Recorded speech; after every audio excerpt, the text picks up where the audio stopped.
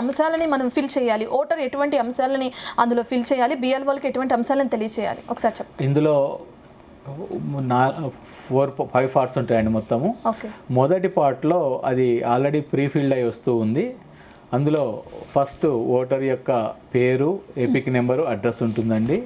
రెండవది అతని యొక్క ప్రస్తుత కాన్స్టిట్యున్సీ పేరు, దాని యొక్క నంబరు, ఆ కాన్స్టిట్యున్సీలో ఇతని పోలింగ్ స్టేషన్ యొక్క పేరు, నంబరు, సీరియల్ నెంబర్ ఉంటుందండి. థర్డ్ బాక్స్లో పైన ఒక క్యూఆర్ కోడ్ వస్తుంది. ఇది క్యూఆర్ కోడ్ ఎవరికి వారికి సెపరేట్గా ఉంటుంది, డిస్టింక్ట్గా ఉంటుంది. దాని తర్వాత ప్రస్తుత ఓటర్ జాబితాలో ఉన్నటువంటి ఏదైతే ఫోటో ఉందో అవైలబుల్ ఫోటో అది ప్రింట్ అయి వస్తుంది.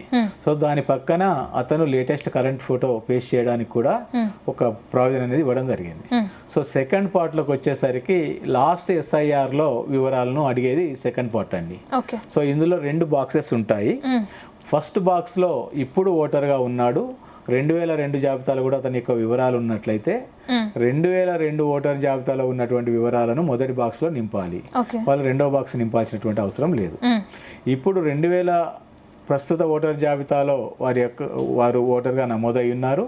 2002 ఓటర్ జాబితాలో వారి యొక్క పేరు లేదు, వారి యొక్క పేరెంట్స్ కానీ గ్రాండ్ పేరెంట్స్ కానీ వివరాలు ఉన్నట్లయితే వాళ్ళ పేరెంట్స్, గ్రాండ్ పేరెంట్స్ యొక్క వివరాలు 2002 జాబితాలో ఏ విధంగా ఉంటే అదే విధంగా రెండవ బాక్స్లో నింపుతారండి.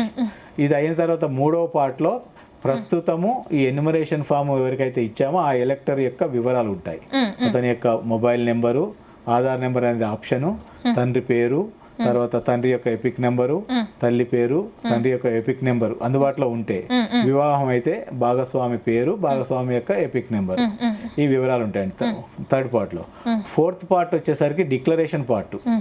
నేను కానీ నా కుటుంబంలోని ఎవరు కూడా వేరే ఏ కాన్స్టిట్యున్సీలో కూడా మేము ఎన్యుమరేషన్ ఫామ్ ఇవ్వలేదు, లేదా ఇదే కాన్స్టిట్యున్సీలో 2 చోట్ల కూడా ఇవ్వలేదు. అలా ఇవ్వడం అనేది నేరం అనేది మాకు తెలుసు. మేము తెలిసి చేసినా తెలియక చేసినా సెక్షన్ 31 ప్రజాప్రాతినిధ్య చట్టము 1950 ప్రకారము 1 సంవత్సరం జైలు శిక్ష లేదా జరిమానా లేదా 2 కూడా విధించబడతాయనే విషయం మాకు తెలుసు అని డిక్లరేషన్ ఉంటుంది. దాని కింద ఓటరు అందుబాటులో ఉంటే ఓటరు స్వయంగా సంతకం చేసి ఇవ్వచ్చు. ఒకవేళ ఓటర్ అందుబాటులో లేకపోతే ఆ కుటుంబం యొక్క పెద్ద adult member of the family కూడా అతని తరపున సంతకం చేసి ఇవ్వచ్చు. కానీ adult member of the family సంతకం చేసి ఇచ్చినప్పుడు అతనికి ఓటర్కు ఉన్నటువంటి బంధుత్వాన్ని మెన్షన్ చేయవలసి ఉంటుంది బ్రాకెట్లో. ఆ తర్వాత బిఎల్ఓ కూడా గత ఎస్ఐఆర్ వివరాలు ఏవైతే ఉన్నాయో వాటిని వెరిఫై చేసుకొని నేను వెరిఫై చేశాను కరెక్టే ఉన్నాయని చెప్పి సంతకం చేస్తుంది.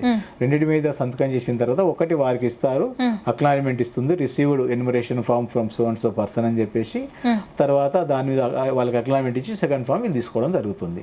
సో ఇందులో మీరు అన్నట్టు ఆ సెకండ్ పార్ట్లో లాస్ట్ ఎస్ఐఆర్ 2002 అంటే మన రాష్ట్రానికి అయితే 2002, వేరే రాష్ట్రాల్లో కొన్ని రాష్ట్రాలు 2003 జరిగింది, కొన్ని సార్లు 2005 జరిగింది. ఇప్పుడు కంప్లీట్ అయిన 15 ప్రాంతాల్లో 2025, 26లో కూడా జరిగింది. సో ఈ వివరాలు కానీ ఆ వివరాలు కానీ వేరే రాష్ట్రాలకు చెందినటువంటి వాళ్ళు వారి రాష్ట్రానికి సంబంధించిన వివరాలు అందులో నింపొచ్చు. సో ఇది ఈ 2 బాక్సులు అసలు నింపకున్నా విచారించాల్సిన అవసరం లేదు, ఆందోళన చెందాల్సినటువంటి అవసరం లేదు. ఫాము ఎన్యుమరేషన్ ఫామ్లో నింపి ఇచ్చారు అంటే, సంతకం చేసి ఇచ్చారంటే వాళ్ళ పేరు డ్రాఫ్ట్లో తప్పనిసరిగా ఉంటుంది. వాళ్ళందరి పేర్లు ఉంటాయి.